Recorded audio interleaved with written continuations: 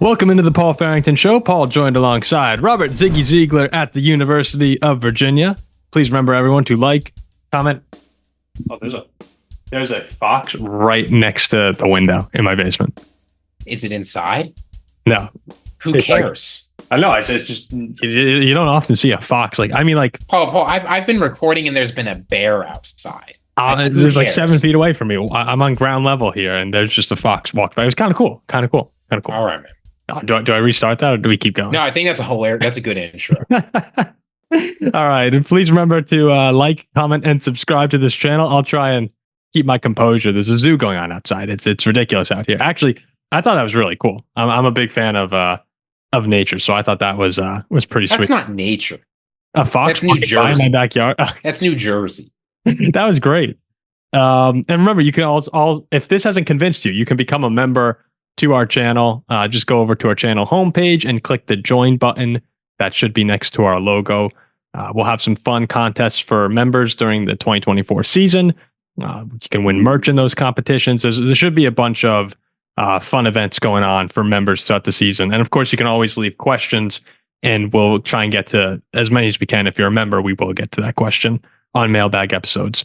Last bit of housekeeping here. You can listen on audio if you can't catch us on YouTube, and go over to paulfarringtonshow.com to check out any merch for the show. We appreciate anyone who goes over and buys something for us. Okay, so today's episode will be the top 100 players. We're going to react to some of what happened in the player. Some of the ridiculous rankings. Hey, you know what? We'll have to see what you find ridiculous. But there's obviously some stuff I find ridiculous as well. And then later on, we might briefly touch on some stories about quarterback battles, or the lack of, to end today's episode. On Thursday, we'll be having a mailbag drop. We put out the mailbag on Sunday for a bunch of questions. So we appreciate everyone. We have 25 questions as of recording this episode. We appreciate everyone who left questions. So let's jump into the top 100, Ziggy. The top 10, we'll start with that. The top 10 were 10 Maxx Crosby, 9 Travis Kelce, 8 TJ Watt, 7 Trent Williams, 6 Chris Jones, 5 Myles Garrett, 4 Patrick Mahomes, 3 Christian McCaffrey, 2 Lamar Jackson, and 1 Tyreek Hill. Remember, this list is voted on by the players of the National Football League. And the biggest storyline to come out of this top 10 of the entire top 100 is what the hell's going on with Patrick Mahomes at 4? I mean, there's an easy answer, right? People are tired of watching Patrick Mahomes win. It's still, I can't, Tyreek Hill, Lamar Jackson, Christian McCaffrey, they are all amazing football players. I put this out. I think I said the exact thing in a tweet. They're all amazing football players. Not having Patrick Mahomes at 1 on this list is ridiculous. And I don't want to sound like just a regular media member who dives into, oh, Patrick Mahomes is better than everybody else. Should always be number 1 on these lists. Because I do respect it when I look up and down. I mean, Tyreek Hill had an all-time receiving season last year. Lamar Jackson was the MVP of the league for the second year. And Christian McCaffrey was just a sensational. I mean, dude does everything. Like, we can't disrespect those 3 seasons. But at the same time, Patrick Mahomes, you ask any general manager in football, who do you want on your team next year? They all say Patrick Mahomes. You could go position by position. Like, Tyreek Hill is a great receiver. Some people might say Justin Jefferson. Some might say Devontae Adams. There's no debate around the most important position in football when it comes to Patrick Mahomes, coming off 2 back-to-back Super Bowls. I really respect and admire the top 3 that the players rated. I think they're amazing football players. But this shouldn't even be a discussion. And I mean, it's not just positional value, right? I totally get setting that aside. Like, when Aaron Donald was at the top, this made sense. Patrick Mahomes is so much better at his position than everyone else. Like, don't get me wrong, Tyreek Hill, as you say, incredible player. But you compare Tyreek Hill to the second best wide receiver, it's not even clear Tyreek Hill is the best wide receiver in the NFL, right? Justin Jefferson's right there. Devontae Adams is right there.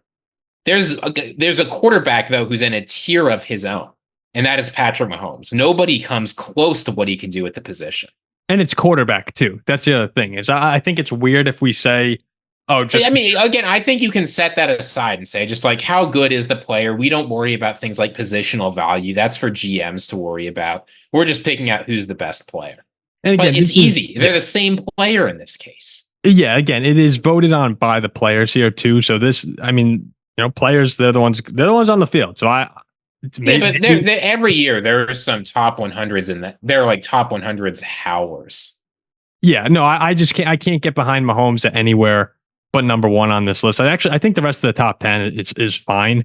You could really position a lot of those guys anywhere within the top 10, and I'm not going to have too many complaints. I think Kelsey at 9 after his season last year might be a little bit of bias, a little bit of the Super Bowl, post Super Bowl, like the media attention with dating Taylor Swift now. I'm not sure if Kelsey deserves to be top 10 at the moment, but other than that, I didn't really have too big of a gripe. I just looked at it and went, all right, Patrick Mahomes at 4.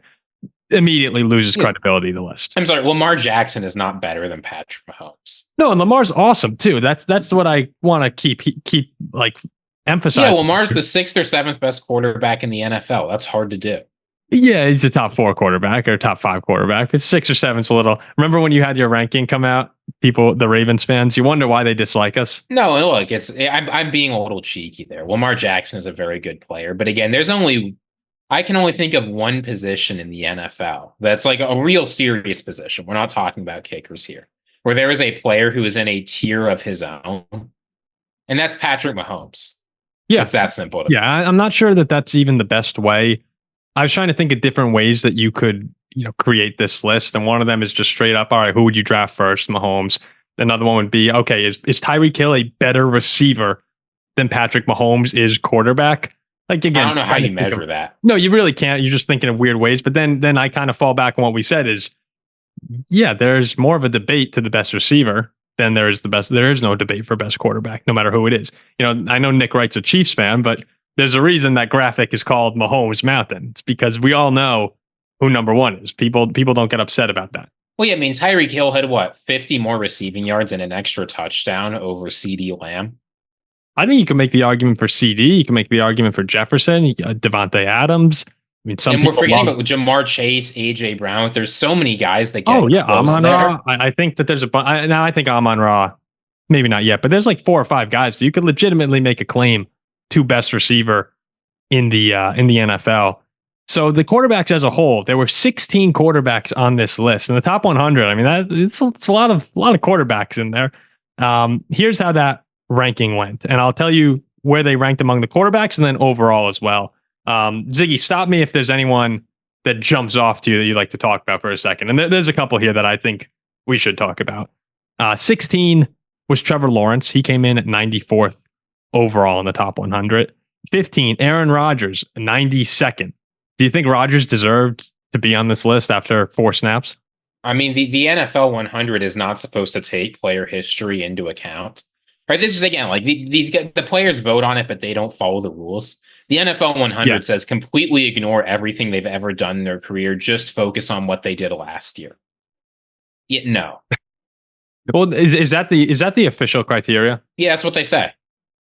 Because there's so many inconsistencies throughout the list, especially among the quarterbacks. If you say, all right, are we including history or is it just for next season? It's kind of bizarre how this ranking comes up. Then you have guys like Jaylon Johnson who freak out that they're not on the list. It's like, well, who really knows what the criteria is? It really the best 100 players, or I don't know. 14 was Kirk at 81 overall, another quarterback coming back from injury this season.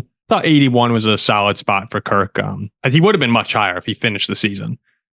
13, Justin Herbert, 75th overall. This is another one where it's like, okay, I get that the Chargers were bad last year. He was injured a little bit, but does anyone in the league actually think Justin Herbert, like anyone, think that he's the 13th best quarterback?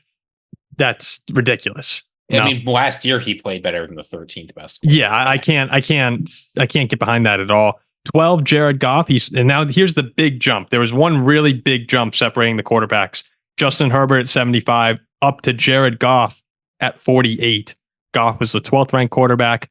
11, Matthew Stafford came in at number 42 overall. Here's the top 10 now. Joe Burrow, number 10, 39th overall. Clearly that one has to do with injury. Otherwise, he would probably be up there in that top 20, maybe even top 10. 9, and here, producer Zach would freak out about this. Tua, number 36 overall. 8, Jordan Love, 30 overall. Okay, yeah, whatever. What you have? You think that's too high, too low? I think that's too high. After the 10 games, I also thought Love would come in. The thing you have to do is think about, is there a consistent rule you could come up with that explains why everyone's ranked the way they are? And clearly, like, career is being considered with where guys like Joe Burrow and Aaron Rodgers are ending up. So if you're considering that, you also have to consider the fact that Jordan Love hasn't played in the NFL for very long.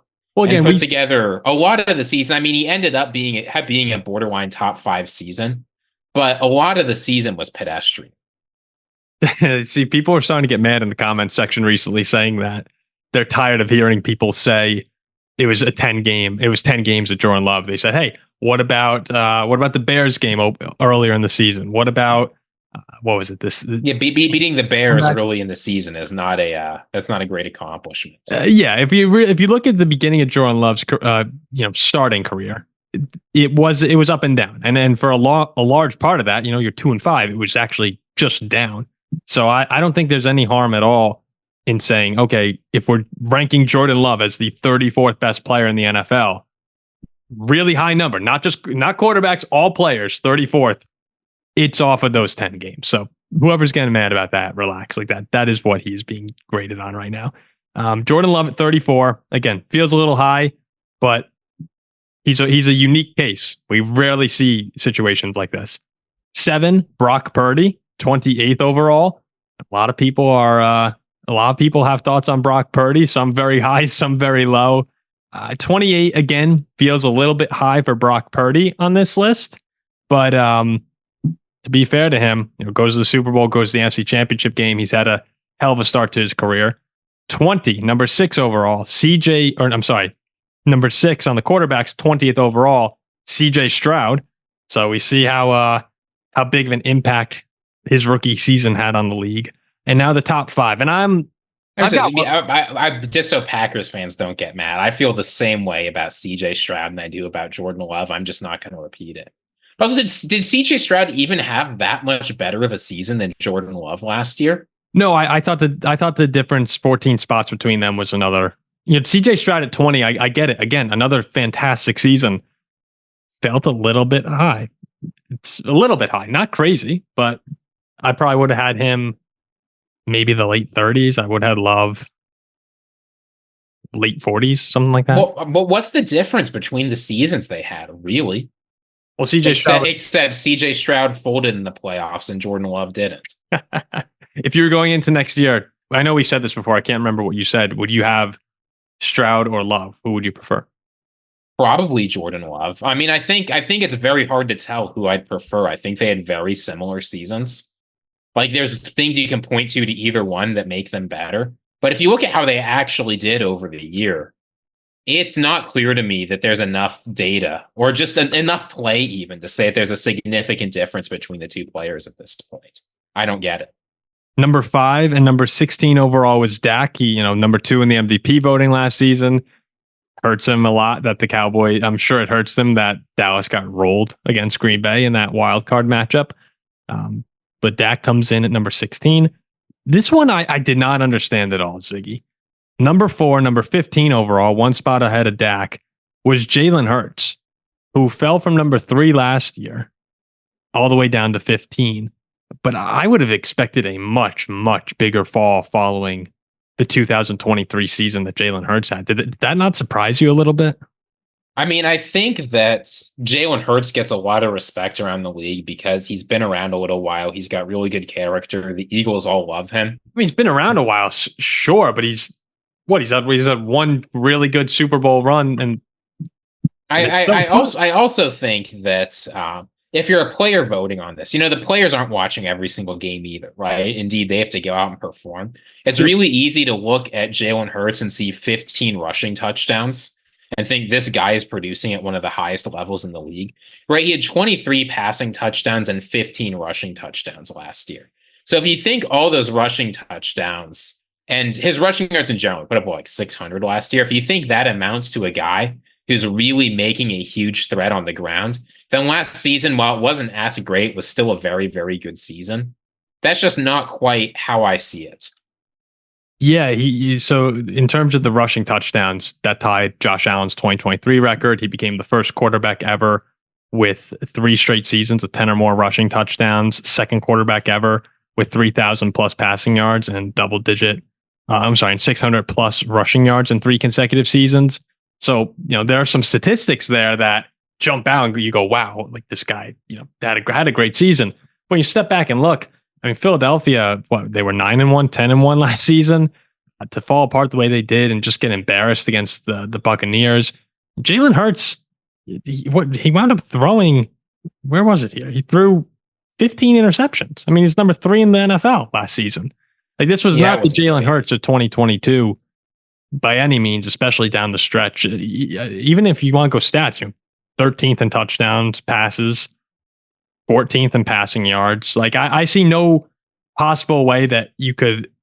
It makes no sense in that if you're going based on the past, then there should be other guys who are higher on this list that should be or have a little bit more credit to them. And if you're going based on what you expect going forward, it's like, okay, really? We think that he's better than Herbert, Burrow, all these guys? Personally, Jalen Hurts came in at number 12 on my quarterback ranking. So this was maybe this is proof we just don't know what we're talking about. Yes. But I don't know. It's not when you look at the players on the list. You and me. Because clearly the players in the NFL are seeing something radically different than everyone around the NFL media sphere, us included, is. I'll tell you what they need to see. They need to see Philly going 1-6 to end the season. Well, but they know that, right? This is what I wonder. Like, what do these guys see that we don't? There's got to be something there, right? I just don't know what it is. You can jump out as well and say the Philly defense fell apart, and I'll acknowledge that too. I think the Philadelphia defense, we went over it on a previous episode. Basically every category that they were doing well in, they fell off to almost the worst in the league over the second half of the season. It was truly an all-time collapse from that unit. But Jalen Hurts didn't do anything to save them. There was nothing I saw from Jalen Hurts, and I like Jalen Hurts. I think he's a very good quarterback. This sounds like I'm bashing him. I just think in terms of rating someone the 15th best player in football, number 4 quarterback over Dak, Cowboys fans have a right to be pissed off that he's higher than Dak. Dak was great last season. It just makes no sense to me how Jalen Hurts came in that high after the season he had. Could he return there easily next season? I could easily see him playing like the 15th best quarterback, but there's just nothing about the list in general that makes me think he deserved that. 3 was Josh Allen, number 12 overall. And then we discussed before Mahomes at 4 overall, number 2, and Lamar Jackson at 2 overall, the number 1 rated quarterback in the NFL top 100 of 2024. We kind of went over everyone there. Is there anyone else that kind of jumped out to you? Maybe Tua at number 9, 36 overall? I mean, Tua produced at a high level. I've got no problem with that. Mm-hmm. If I can say, I know we're talking about quarterbacks in this segment, but one thing that did stand out to me that was not a quarterback, can we go there? Sure. Yeah, of course. I was so excited to see Maxx Crosby finally getting some even bigger respect around the NFL. I think a lot of NFL fans, even people who watch some games, don't realize just how good this guy is. If you're a Raiders fan, obviously, he's one of the best in the NFL and has been for a while. But Maxx Crosby, you could argue, I mean, I know TJ Watt is up there. I know Chris Jones and Myles Garrett, but he's one of the best pass rushers in the NFL. And even though he injured his knee and needed off-season surgery, right? He was playing on a bum knee all year. 15 sacks, 50 QB pressures, 90 tackles, 23 tackles for loss, 31 QB hits. He's amazing. Like, this guy is the shining light on the Raiders defense, and nobody knows about it. You're completely right too that Raiders fans always talk about Maxx Crosby. You hear players always mention him. You remember watching quarterback, the way Patrick Mahomes talked about playing Maxx Crosby. I'm actually surprised that this is the first time we've seen him in the top 10, given the way that people talk about his game.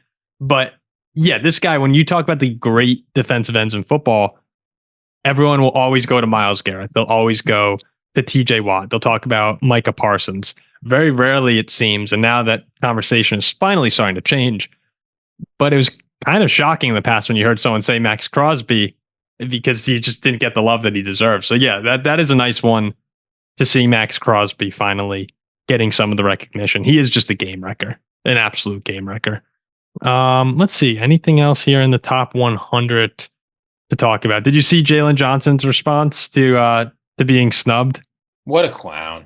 Jaylon Johnson, the Bears cornerback, who had a great season, very, very good season, came out and said, "It's bullshit. There ain't no way. I don't know how you make Pro Bowl, All Pro, not top 100 guy. I could have been 101, I guess. Aaron Rodgers didn't even play this season, and he was voted on." Yeah, you know what? He's probably right, to be fair to Jaylon Johnson. I'm not sure that I would come out and express myself the way he did, but no, I think would you agree? I would say he's right. I mean, I get why he's saying what he's saying. Honestly, I don't know internally to guys. Clearly for him, this is something that's important. I don't know how much players, clearly they do care. But yeah, remember Tyreek Hill reacting to being number one? Did you see that video? Yeah, it's just, I don't know. There is something nice when your peers acknowledge you for being great at what you do. And that's like that. We can make all the lists we want. ESPN can put out all the lists that they want. Yeah, they don't care at all about what you and I have to say. Yeah, no, obviously not me and you, but even ESPN for that part. But when your players are the guys that you go on the field with, I have to imagine that that's a great feeling. And clearly, it means a lot to a lot of players. And Jaylon Johnson, he has a right to feel snubbed. I think that's probably true. I will bet that if you hook Jaylon Johnson up to a lie detector test, the $76 million contract he signed this offseason is a better kind of respect than being able to hire on the NFL. That means a lot more than the ranking on the list. That's a good point. All right, so we'll wrap up today's episode. Again, not too long of a show today, but we'll wrap up very quickly. Ziggy and I were talking about some quarterback battles, and we were debating if we wanted to make that the primary focus of today's show. And Ziggy goes, in our planning today, he just goes, I mean, really, do we want to talk? Is any of this interesting? And you sit back and look at the quarterback battles. I think Denver actually is interesting, just given that Bo Nix, one of the rookies, one of the 6 first-round picks, and Sean Payton probably going to develop this guy. Maybe the last quarterback Sean Payton truly develops from the start of his career.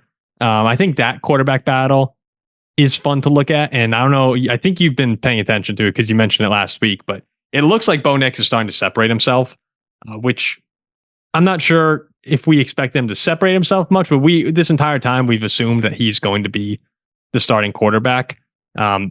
Just the way the Denver situation plays out, why not play him? He's in a spot where you want him to get more reps with Peyton, more reps with the offense.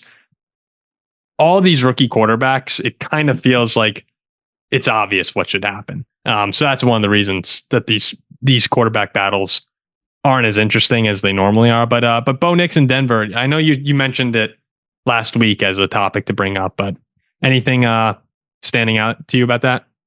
About Bo Nix? Yeah. I will say, so I've been watching things a little bit. And as you say, Bo Nix was going to start no matter what. And what that means is that we were going to get news no matter what that Bo Nix looked impressive. Right? Sean Payton controls the media. He knows how to do that very well. He was not going to let a story come out that Bo Nix wasn't looking very good when it was the guy he picked, that he needs to save his legacy and reputation. But in all seriousness, I will say, Bo Nix has actually looked pretty good. He has looked like a guy who is getting the offense, who's ready to step in. And I don't know, you listen to Adam Troutman talk about it, right? Adam Troutman he's played with Sean Payton in New Orleans before. He knows things really well. He said that the difference between Bo Nix and everyone else is that Bo Nix has come in and he gets the system right away. And that was what we said during the draft, right? The reason that Bo Nix to Denver was such a big talking point wasn't just because they couldn't get Caleb Williams. It's because he fits with the kind of game that Sean Payton wants to play. And the fact that he's doing that well in an offense that's not easy to learn, right? Russell Wilson struggled to pick it up over time. The backups have struggled to pick it up. That's a good sign for Denver that he's going to come out and be competent, which I think is probably at this point, if you're a Denver fan, competent sounds pretty good. Yeah, the Broncos, it's ridiculous what they had here since let's see here. Since the start of the 2016 season, the Broncos, do you know how many starting quarterbacks they've had? I'd go 9. 12 different starting quarterbacks. Ooh, that's worse than that's Browns level numbers. Yeah, 12 starting quarterbacks. She's 13 players overall if you count the game that Philip Lindsay opened under center during the pandemic. That was crazy. It has been, since winning the Super Bowl, they haven't made the playoffs. It's been, one of the weaker teams in all of the NFL over these past 8 years. So you're right. Any sort of positive news on the quarterback position is great for Broncos fans. And one reason, again, to kind of assume that Bo Nix is going to be the starter. In a lot of situation drills that they've been having, Bo Nix is getting basically all of it, if not all of the reps in those situations. So it's all right. Why are you putting him only in these drills if he's not going to be the guy on day one? So I'm expecting Bo Nix. And yeah, it is true that this time of year, there's always these smoke screens and things coming out, but it does appear like Bo Nix is playing well. In terms of the other ones, Aiden O'Connell and Gardner Minshew, up for grabs still. Apparently, it's Gardner Minshew's job to lose. Look at the contract he signed. I agree. Say in the comments. I think it'll be Minshew as well. People are reporting that O'Connell might be a hair ahead. I think it'll be Minshew. So do you. McCarthy, Sam Darnold. It will be Darnold week 1. It's just a matter of when JJ McCarthy will take over. If the Vikings get off to a good start, I wouldn't be surprised if Sam Darnold plays a large chunk of this season, if not the entire thing. It all depends on how the Vikings are. Probably at that, those first 7 games. We have a bye week 8, right? Yeah. Think so. I could easily see us at 1-6. Then you probably see JJ McCarthy come in. So nothing really changing there. And then the other one, this one is interesting and we'll pay attention to it. I'm excited to see throughout the rest of the preseason, the Russell Wilson, Justin Fields. It'll probably be Russ, but he's having this calf injury. Justin Fields is playing well in training camp. That's one where I do think if you're a Steeler fan, the more positive Justin Fields news, the better. Like, why on earth would I not be rooting for Justin Fields to look awesome in training camp? Because he's the one guy, Russell Wilson will come in this season. He might be okay, but I think Russ is on the decline now. So how many more years? I mean, he has to be on the decline. He might be a little bit better than last year, but he's not getting. Yeah, I just don't see Russell Wilson as someone who's going to come in and be the guy to get the Steelers over that wild card hump that they've been in for so long. Not saying that I'm totally confident in Justin Fields, but Justin Fields has potential. You see it here. He has potential to climb higher and higher and elevate his game. I'd be really psyched if I'm a Steeler fan and keep seeing news that Justin Fields is looking good, especially, fresh start, Mike Tomlin, great coach, get some playmakers. There's the Brandon Ayuk rumors that are flying around as of recording this on Monday evening. So we'll see what happens with Justin Fields, but I'm really paying attention to that one to see what happens with Russ's injury and Fields seemingly playing well. Any thoughts on that, or are we good to close? I mean, I think you're right that Justin Fields is the guy, all else being equal, you'd like to see playing better. But again, I think if you put yourself in the minds of a Steelers fan, unfortunately, Jack's not here, so we can't ask him. He did say that if they trade for Ayuk, they're AFC favorites and go 13-4. So maybe, he's out. Maybe we don't need to hear what he has to say. But so there you go. I'm just saying, if you're a Steelers fan, here's what you actually want. You want one of them to be good. Now, you'd rather it be Justin Fields, all else being equal. But if either one of them is good, you're a contender. And if both of them suck, you're not. So they'll take what they can get. That's a good point. Another team that, the Steelers have had more success, obviously, than the Broncos, but another team where it feels like kind of been kicking the wheels for a little while, trying to get things going, especially at that quarterback position. So we'll see what happens. Thanks, everyone, for listening today. A little top 100 talk, a little bit of quarterback battles. And we'll be back on Thursday with a mailbag again, a big mailbag. So can't wait for that episode. See you soon.